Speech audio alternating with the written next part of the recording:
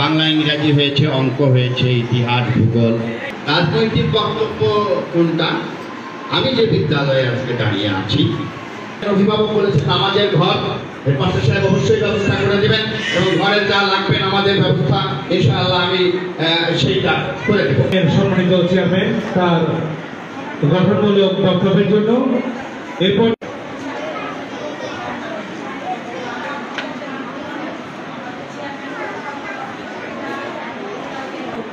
শিক্ষার্থীদের প্রশাসনের জন্য আজকে যে বিতরণগুলো হবে শিক্ষা উপকরণ